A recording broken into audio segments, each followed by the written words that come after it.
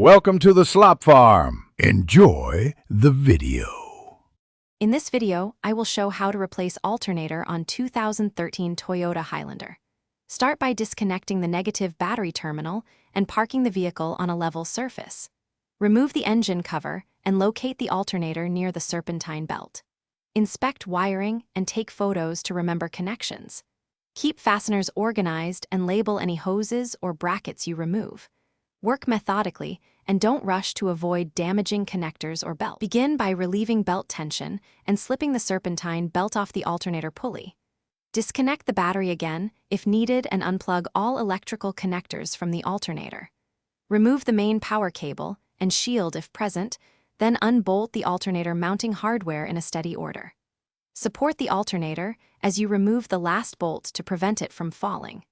Compare the old unit to the new one to confirm correct fit and terminal layout.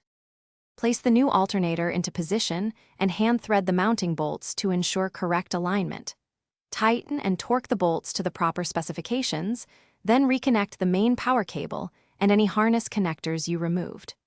Refit the serpentine belt, ensuring it sits correctly on every pulley and set belt tension as required. Reinstall the engine cover, reconnect the negative battery terminal, and start the engine to verify charging system operation and that all. Thanks for watching. Consider subscribing if we helped you today.